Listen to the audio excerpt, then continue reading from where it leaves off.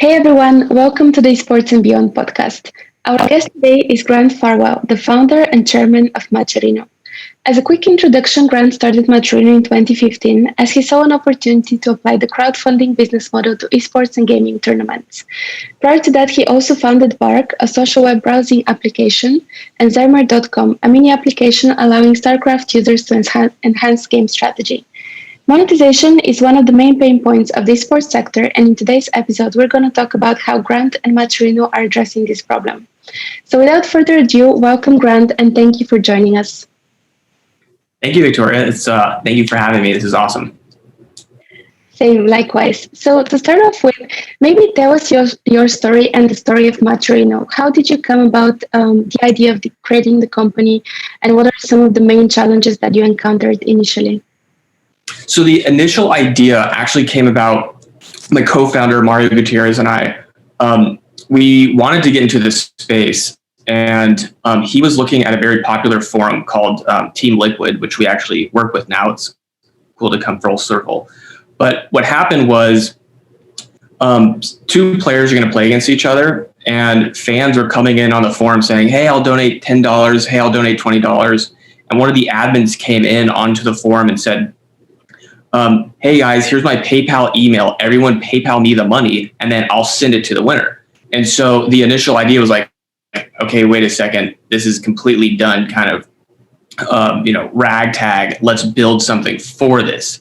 So we built kind of an easy to use escrow system where fans could donate directly into it and then distribute out to the winners. However, in the beginning too, it's worth noting, we actually made it so we tried to gear this functionality to allow fans to self-organize these events, so they could kind of, players could suggest times that they can play, and basically everything we wanted to do is to automate the content. When we did our first event, it took a lot of time and effort. We kind of, made it happen. So we helped pick players, do all that. The tournament launched and it had about 15,000 concurrent viewers. So it did well, but we quickly realized that you cannot really automate the content. And we kind of pivoted towards building tools to what we call the TO, or the tournament organizer, who is kind of what I like to say is they shepherd content. They know who should play and what the format should be and all that fun stuff. So we've built our tools basically to help serve them. We call them the TOs, but everything we build, they're our number one customer. Awesome. So maybe just to go a little bit more into details on the tournament monetization. So you mentioned that before fans didn't really have that option to donate to the prize pool. So how are tournaments monetized before Matcherino? And then how did you guys kind of change the playing field in a way so that from now onwards everyone can monetize tournaments easily? So the main monetization method historically for anything has been sponsorships, and that's been true in esports. The other main monetization method, which depends on which game, is entry fees for tournaments. But I will say too, if you look at this space, there's just been a history with esports in particular. It's probably similar with other sports, but probably because esports is online, where there's just, I guess pun intended, games being played with the prize pools. It's all done in a black box. And so there was just rampant issues. So monetization is key, though. A lot of these TOs and players are just doing this for the labor of love. And so if you look at other sports, it kind of takes about 100 years for it to mature. And I think esports will be probably in about a third of that time. So I'd say about 20 more years for it to really get monetization to full effect. But if you look at the ecosystem today too, you'll still see the vast majority of players and organizers are just doing this as a labor of love and can't do it full time. Yeah, no, absolutely. I think monetization is definitely the pain point, as we mentioned briefly, and that's something that most of us also as investors are addressing in this industry and trying to enhance and accelerate that trend. Mm-hmm. You mentioned briefly that you have created the TOs, or tournament organizing tools. So can you maybe elaborate a little bit more on those? Like, what are they exactly, and how do you use them to engage the players and to enable them to monetize the tournaments? Yes. So like I said, we bring in the TOs who then they bring in the players and the fans, and the fans are really the ones that we're trying to harness to monetize. So to start, we made it so fans can donate directly to a prize pool. And a big piece of this is the recognition piece. So as a fan, when you donate and you support, you want your recognition. And so we have things like a donation leaderboard, and we also have what we call overlays. So on screen in real time, if you donate or you engage with the tournament, it'll show you, oh, hey, Victoria just donated $20. And then you'll get, the announcers will call you out. So the recognition piece is huge. We then built kind of e-commerce component so that fans can buy things from sponsors, but actually the most popular so far, besides DLC that I'll talk about in a second, has been custom merch for the event. Just like in traditional sports, they'll sell custom merch, and that's very popular. Then we'll do things like, we call them stretch goals, and these are just goals that the tournaments have that the fans want to hit. So in some kind of funny instances, we've seen the announcers are willing to shave their hair on stream or eat a spicy pepper, those kind of fun things. But it's everything from coaching to having more money into the prize pool that people will use as stretch goals. So those are other ways to harness fans. And then we also, this isn't kind of monetization, but we just have infrastructure for the tournament too. So the TO has access to like our own bracket now, so they can just help run the players. So basically all the functionality besides the actual streaming, which is done on like a Twitch or YouTube, can be done on our platform. And then the last thing we have are some tools for brands, so that basically the way it works is that for free, the fan can engage with the brand. So that could be something like following them on social media, or maybe visiting their landing or conversion page, or downloading an app. And then a micro sponsorship goes directly into the prize pool and to the organizer. So it's a way to support for free on behalf of brands. Yeah, I understand. So maybe just to put it all into perspective, it sounds like you have created an ecosystem of different stakeholders that kind of interact and benefit from each other. So maybe who are the main, beneficiaries from Matcherino services? The obvious ones would be the players who are winning the tournament, and then the tournament organizers who are engaging, the audience and the players. But you also mentioned that you're working with sponsors and brands. So maybe can you kind of like summarize the whole, different stakeholders and how do they interact with each other? Yeah. And it is kind of complicated. We have, I like to do it is we have mainly three main customers. We have the tournament organizers, and that kind of encapsulates the players and the fans. We have the game publishers, and we have the brands. So in my view, our main customer is and always will be the TO.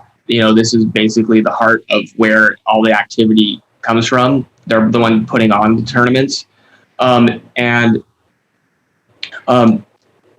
They want to grow their prize pool because it attracts more players, and then that attracts more viewers, and then that attracts more sponsors. And again, they want to do this full time. So there's the TO, and then we have the publisher, and they want to monetize their esports community. And I think they're still figuring out how to monetize that. But it's a very symbiotic relationship, obviously, with the publisher and their community. These are kind of power players. They spend a lot in game by buying DLC. And it just really extends the longevity of the game. If you look at games like Counter-Strike or League of Legends, they would not have lasted 10 plus years without an esports ecosystem.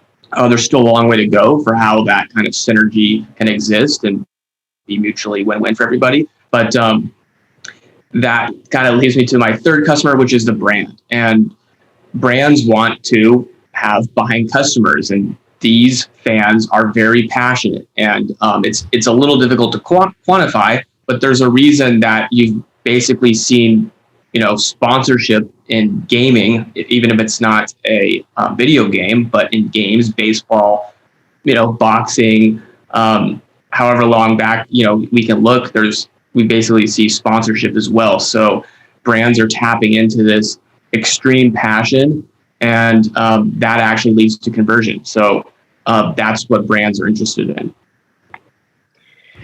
I think you're totally right. Like sponsorship is one of the main sources of monetization for the sports industry at the moment. So maybe just to understand the users of Matcherino a little bit better. So the TOs are obviously professionals. So you mentioned that they do this for a living. What about the fans and the other players? So is Matcherino a service for mainly professional gamers, or is it also useful for casual gamers who just want to, participate in some tournaments, potentially win something, maybe not, but just be part of the ecosystem and the platform? So we support our TOs of all sizes. We've seen people celebrate $10, $15 prize pools, which is awesome, because I think that as a potential, just as a player in anything, you want to feel like you're doing something that's you're improving and you're winning something. So, and we love to see that. And then because our platform is self-serve, so an organizer can come in. You do need to kind of get verified by us if you want access to certain functionality, things like entry fees. We need to double check you're in an area where you're allowed to do that. Other than that, it's fairly completely self-serve. And as a fan, I think it depends on what you like. One of the things I like to tell brands is that some of these smaller events, we see the fans way more passionate than some of the most, the largest events. That's not all the time, but you get to be, a big fish in a small pond in some of these events as a fan and a donor. People will know and be like, oh, thank you, Victoria, you're the main donor of this community. But then also the huge events are awesome to be a part of. Everyone likes to watch it, and those are easier to, snowball to really big prize pools. And it's a fun experience too. You'll just naturally have the events kind of be concentrated into a select few every month, and then also a big kind of tail. Mm. And we like to serve all of that. So you guys, there's no limit to the size of the event. You do both like very small events where I can create a tournament myself and maybe play with some friends, and you do very large events when you have a lot of professional gamers playing as well. Yep. And so our team, mostly, they go out strictly to tournament organizers. We don't go out to fans or players. We just go out to TOs. We like to build strong relationships with them. And bring them on as customers and make sure they have success. That makes sense. So maybe an interesting question, which I'm sure that our listeners would like to know, is about the business model of Matcherino. So we as investors at Rocket Capital, we screen a lot of different, platforms and kind of social websites where there is like the ecosystem of gaming, esports, and different players and stakeholders who are constantly interacting with each other. So those platforms are having the audience, they're sitting on a huge amount of content, but we constantly see the same problem that they're failing to monetize. So I guess from a business model perspective, how is each of the three different, customers being monetized on your platform, and how you as a platform are, monetizing all the customers that you have? So I'll address all three. So with the tournament organizers, typically we will take 2% of everything. That's ticketing, prize pools, entry fees, donations. We also waive that for a lot of these tournament organizers. Our goal is to get them paid. And frankly, there's just not a lot of money there. So ideally, that's not a big part of our business model. We want to pay our organizers. Then it comes to the game publishers, and it is different. We'll monetize game publishers. We're launching with our first big publisher in a couple months, where we've built out basically a system of tools for them to manage their ecosystem. And in that case, it's performance-based. So it's based on the amount of tournaments that are successfully run through our platform with them. And then the main way we want to monetize is through the brands. I think I mentioned this already, but just on average, brands will account for about 80% of all the monetization or the revenue of a sport. And so that's where we want to make most of our money. We're trying to take margins of about 15 to 30% on the deals that we do. And then obviously we split the rest of that too within the ecosystem. So that goes to the organizers and the players as well. But that's how we want to make most of our money. And then I'll probably talk about this in a second as well. But when it comes to the publishers, there are also a lot of other opportunities, I think, in the future, not just a kind of take a cut of like the tournaments, but the big untapped potential with publishers is the DLC that they sell. These are in-game items. That's how every single free game basically will monetize that way now. And one of the best examples of a game publisher using this to monetize an esport is Valve or Dota 2 with their tournament, The International. So they'll sell DLC and they raise about $30 million just for the prize pool. I think they only put in about 30% of all the DLC sales into the prize pool. So it's almost $100 million that they'll raise just selling DLC. And we want to help publishers do that, specifically, not just with one event, but with their whole ecosystem. How do they distribute that? How do they make it so that sort of mechanic can be used throughout the smallest events to the largest events in a way where they're still selling lots of DLC otherwise too. Mm-hmm. I see. So maybe taking a step back from the tournament monetization, you mentioned one way to increase monetization for game publishers is DLCs. Just thinking as a whole in terms of the esports industry, are there any other ways that you think that it's going to be monetized going forward in the future? So in the beginning, you briefly mentioned that, it's going to be much faster than traditional sports and we'll get there in potentially 20 years. And I think definitely brands and sponsorship are currently the majority of the monetization, but we as investors are pretty much interested in any kind of, technology out there that is targeting specifically monetization. So just curious to see your view on going forward in the future. How do you think the industry would be monetized other than what we already have? I think that DLC is kind of a broad term, it's just downloadable content. So I think in the future, you're going to see just more synergies with the DLC, specifically like, brands getting involved with the DLC. I think you're already seeing it in Overwatch and other games. They've worked to create, you buy Pop-Tarts and then you get the DLC in game. And then I guess I can't talk about the future without talking about crypto. I think the ability to for fans and others to sell this DLC amongst each other and give a percentage to the publisher and maybe other stakeholders will be pretty big. I think one of all the rages too right now is NFTs or kind of non-fungible tokens for DLC. So I think we'll be seeing, publishers, especially indie publishers, playing a lot with that. But the fact of the matter is these fans want DLC so much. And I'm right there with them. Like, I've spent too much money on in-game items. It's silly to say it like this, but it is kind of what it is. But it's like a lot of grown, sometimes not so grown men playing with their virtual Barbie dolls, and they'll, obsess and spend countless hours just trying to change their color pigment a little bit. So DLC has so much room for growth. I'm frankly surprised that publishers haven't played more with it because it's how all they're monetizing. I think they just want to be safe since it is so core to their monetization efforts today.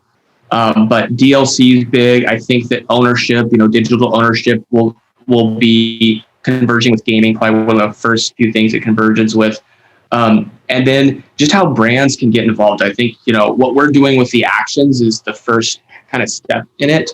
But I totally see a world where you go to the grocery store and all your purchases maybe help get you points to the DLC or it even helps with the tournaments that you have following. I think it'll all be sort of seamless in a way that it just supports things that you care about. Separate from esports, but in esports in particular, the things that you buy will help support the things that you care about. Yeah. No, I think you're spot on. We actually have come across a lot of startups who are using crypto as payments and betting systems, and also kind of combining that feature to also use part of the proceeds, or let's say you win something, to spend it on, other platforms or like other consumer kind of companies that you're using for daily purchases. So we're going to definitely see a bit of an overlap for those industries going forward. Absolutely. Maybe.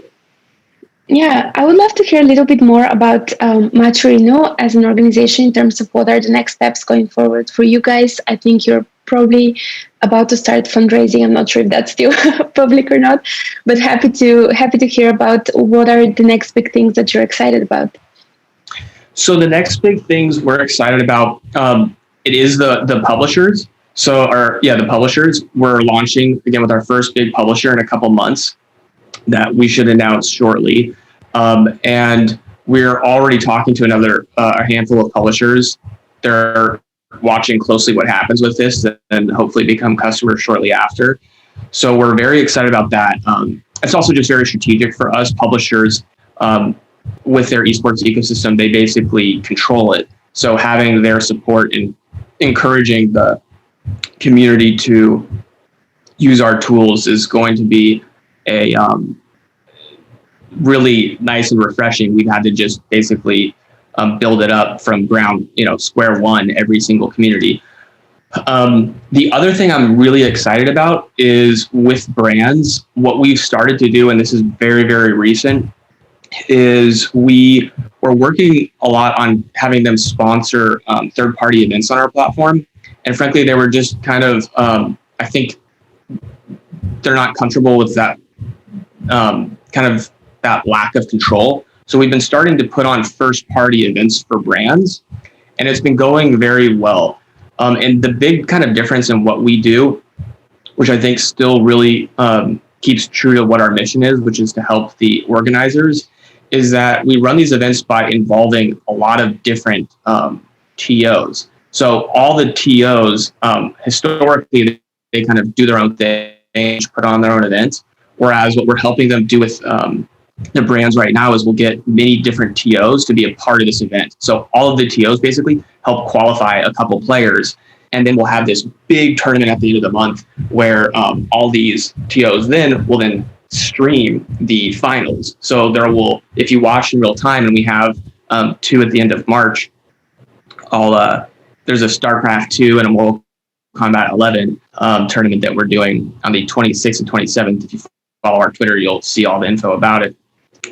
But you'll have 10 different streams going on, each with their own announcers. So there will be something like 20 or 30 different announcers. Some streams alone will have 4 of them. And then, some streams will have 5,000 concurrent viewers. Some streams will have 50. But it's really cool because we are having this synergistic experience with all these different communities, and it really helps the viewership. And they are very appreciative. So they call out the brand. We have a series of requirements that they have to do to help, support the brand. But we've found that they almost overdo it with the call outs, which the brands appreciate. But so I'm very optimistic about that. And we've just had a lot of success with brands wanting to test this out. And then also the brands that have watched it in real time are like, let's do a lot more of this. So I think we're finally unlocking something when it comes to kind of content and brands that they're liking. So I'm very excited about that.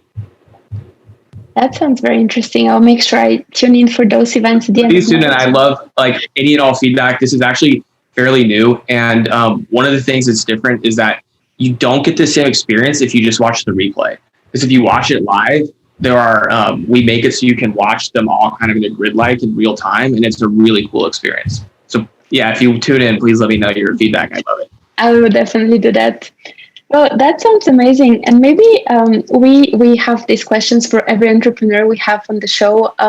You've had a few ventures before. Now you're working on Matcherino. So maybe Do you have any lessons you can share with us and with the listeners when it comes to, your entrepreneurial journey? What are some of the key things that you have learned?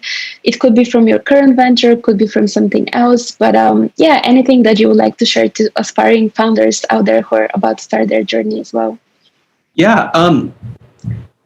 Hopefully, so my biggest experience with Matcherino is just that it's taken a lot of time, and I think specifically anything that deals with money, a kind of a financial platform, takes a lot of time to build trust. Like I said, I'm a big crypto fan.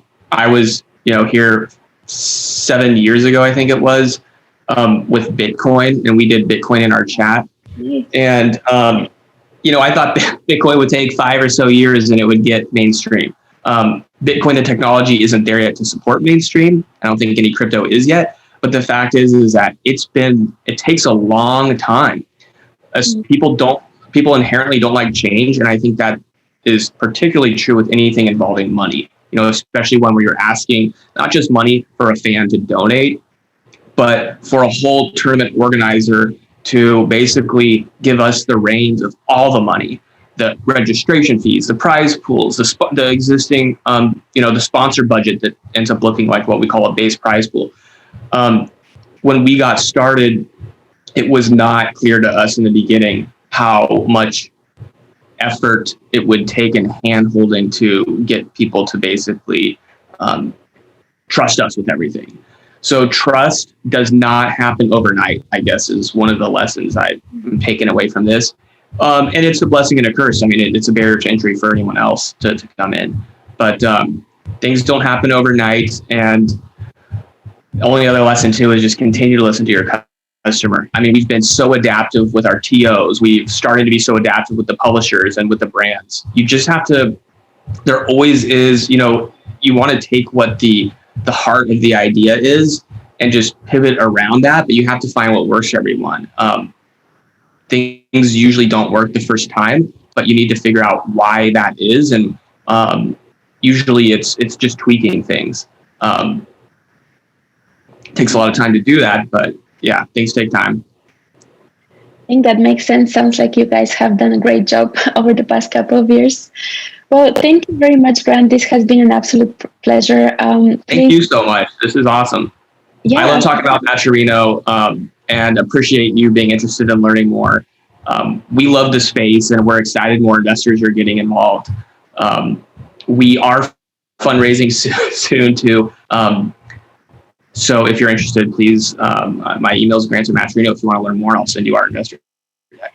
Absolutely. And for everyone who is, a player or an enthusiast, please feel free to check out Matcherino and maybe you'll find something for yourself as well. Thank you very much, Grant.